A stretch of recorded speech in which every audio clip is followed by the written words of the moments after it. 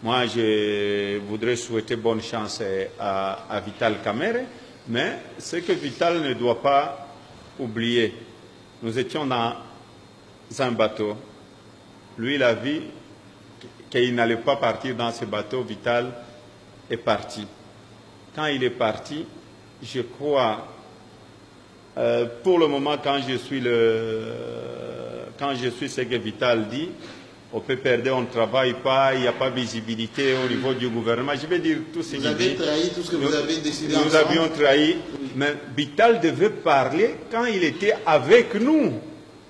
Il devait parler, il devait penser à la population congolaise quand il était avec nous. Il était président de l'Assemblée nationale pendant 2 ans. C'est là où il allait se mettre debout au Parlement. Voilà, moi je ne suis pas d'accord avec le président Kabila, moi je ne suis pas d'accord avec X, moi je ne suis pas d'accord avec le Premier ministre, je ne suis pas d'accord parce que lui avait l'appui de parlementaires.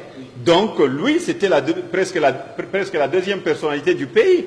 Donc il pouvait dire, voilà, je ne suis pas d'accord.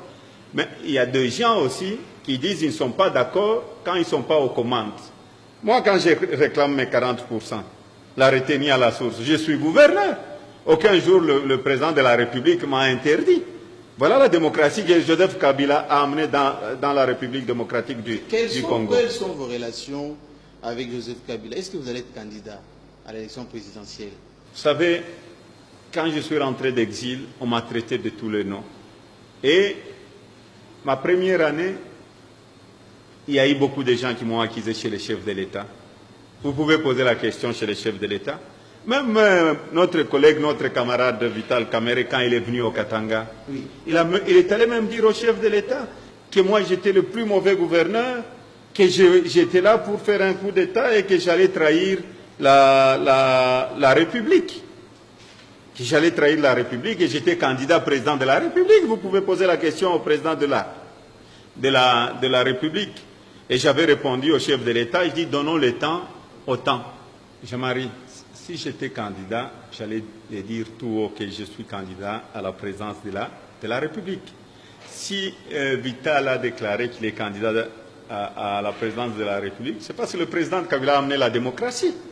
Mais moi j'ai un candidat qui a amené la démocratie, qui a amené les élections libres et démocratiques. Et c'est lui qui a mis tous les belligérants ensemble. Il est allé au premier tour, il a échoué parce qu'il avait 44%.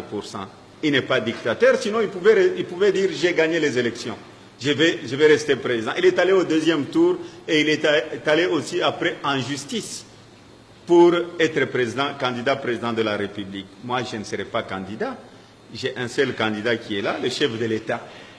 Vous savez, dans la vie il ne faut jamais trahir.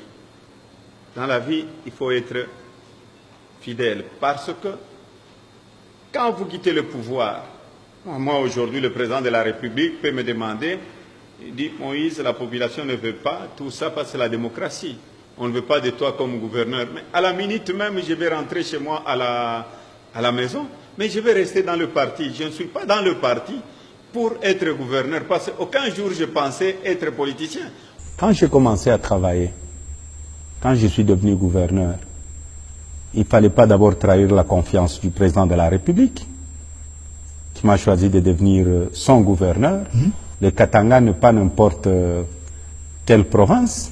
Parce que vous savez, trahir Joseph Kabila, ce n'est pas aller accuser les autres, non. Et on vous accuse beaucoup. Hein? Non, ça c'est rien. Vous savez, il n'y a que les fainéants qui accusent les autres. Bon, ce qui est important, ce qui était